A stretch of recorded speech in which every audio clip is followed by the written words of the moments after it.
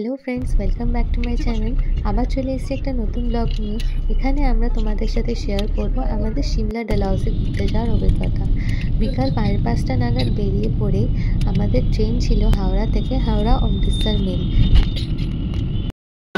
Hello viewers, আমরা এখন যাচ্ছি অমৃতসর, হাওড়া অমৃতসর মেল। আমাদের ট্রেন নাম্বার হচ্ছে 13005, 7:15-তে আমরা এখন ট্রেনে উঠবো। ওকে,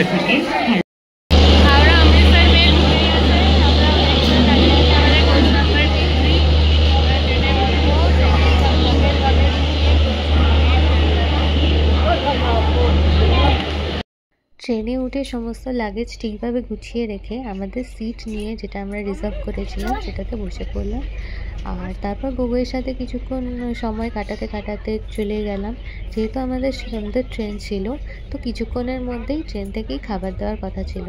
তো তবুও আমরা বউয়ের জন্য কিছু খাবার ক্যারি করে বাড়ি থেকে বানিয়ে নিয়ে গেছিলাম। ওগুলো ওকে খাইয়ে দেওয়ার পর নিজেরা খাওয়া দাওয়া করলাম।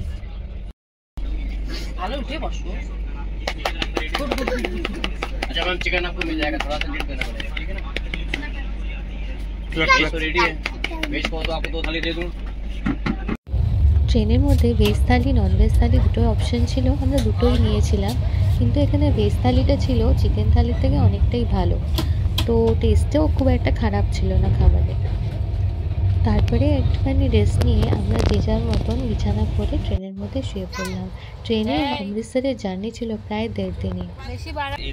পরের দিন প্রায় 1-1:30 নাগাদ আমাদের ট্রেন পাস করলো বেনারসের উপর দিয়ে। দেখতেই পাচ্ছ ভিডিওতে যে উপরে গঙ্গার ওপর দিয়ে যে ব্রিজে দিয়ে পাস হচ্ছে ট্রেনটা, নিচে হচ্ছে বেনারস ধাম।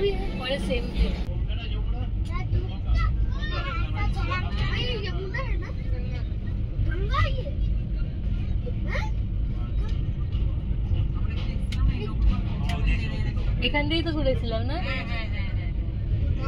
ওই যে ঘাটগুলো।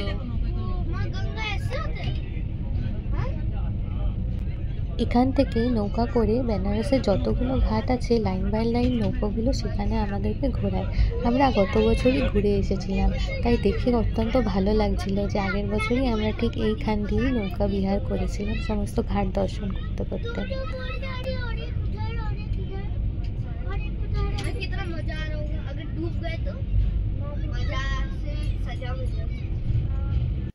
একটা সময় পর ট্রেনে বেশিক্ষণ থাকাটা সত্যি খুব অসহ্যকর হয়ে ওঠে, কিন্তু কোনো উপায় ছিল না, কেননা আমাদের আরও একটা রাত থাকতে হবে ট্রেনে। তার পরের দিন সকালে আমরা পৌঁছাবো হচ্ছে অমৃতসর। আরও একটা রাত ট্রেনে অতিক্রান্ত করার পর অবশেষে আমরা পৌঁছে গেলাম পাঠানকোটের কাছাকাছি। তার নেক্সট স্টেশনই ছিল অমৃতসর।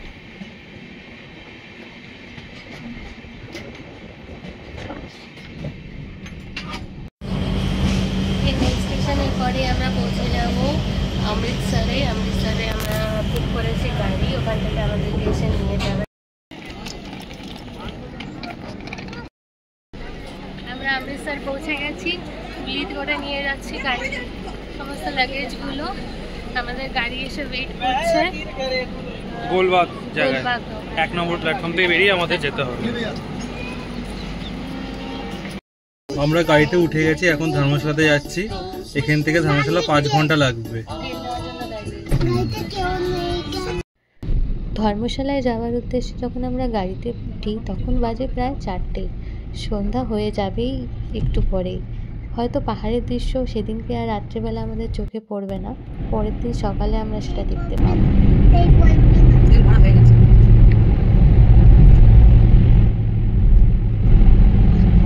ওই দেখ সুন্দর গেটটা।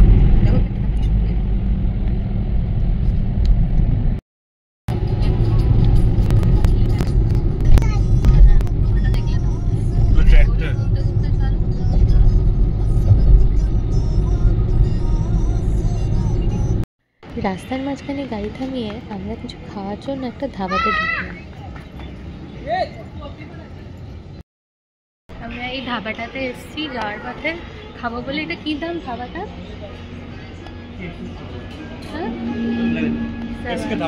এসকে ধাবাতে মানে আমরা ধাবার খাবার খাবো, ভেজ ধাবা। কাটেনি, ছড়ে গেছে। এখানে সব খাবারই ভেজ ছিল, কিন্তু খাবার টেস্ট ছিল অসাধারণ। আর আমরা নিয়েছিলাম তন্দুরি রুটি আর অমৃতসরি ছোলা।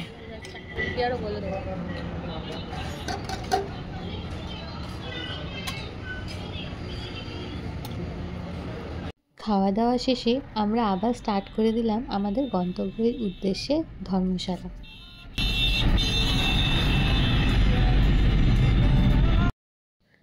বর্ডার এলাকা বলে এখানে অনেক আর্মি ক্যাম্প ছিল, আর সমস্ত গাড়ি লাইন দিয়ে বেরিয়েছিল বলে খানিকটা যানজট হয়ে গেছিল রাস্তাতে।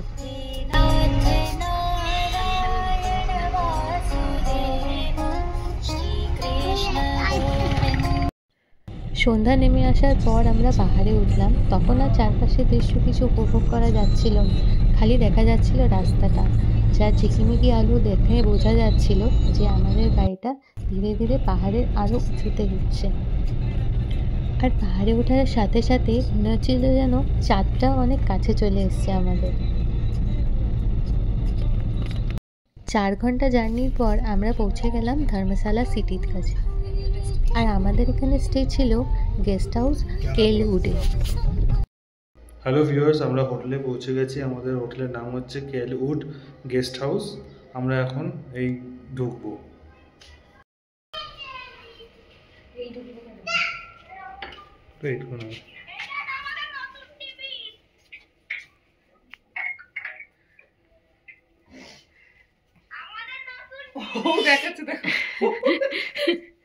একটু ভালো করে দেখি দে, ভালো করে দেখি দে, আমাকে দে, আমি দেখিয়ে দিই ওদেরকে। এটা নতুন টিভি দেখ। হ্যাঁ বাহ, খুব সুন্দর হয়েছে।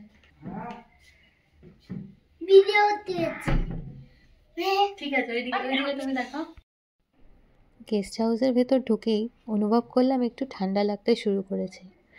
নভেম্বর মাসে আমরা গেছিলাম, যখন কলকাতা থেকে রওনা দিয়েছিলাম খুব একটা ঠান্ডা তো ছিল না, কিন্তু ওখানে গিয়ে তাপমাত্রা হঠাৎ করে 15 ডিগ্রি হয়ে গেল, তো কিছুটা শীতলতা অনুভব করতে পারছিলাম।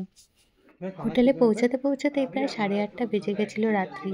ওই জন্য আমরা দেরি না করে তাড়াতাড়ি করে খাবার অর্ডারটা দিয়ে দিলাম। আমরা এখানে গদিতে বসে খাবারগুলো খাবো। বলে চলে আচ্ছা রেখে দিয়েছি, আমি পরে করে দেবো। এখন টেম্পারেচার 14 ডিগ্রির কাছাকাছি, ঠান্ডা। রাত্রি 10:30 বেজে গেছে। এখানে 10:30টার পরই সব অন্ধকার হয়ে যায়, সব দোকানপাট বন্ধ। গৌরাই খেলা করছে, আমরা এবার শুয়ে পড়বো। কালকে আমরা ঘুরতে যাব। কালকে কোথায় যাওয়ার আছে আমাদের? কালকে ধর্মশালার সাইট সিনগুলো আমরা করব। দেখা হবে নেক্সট ব্লগে। Bye bye.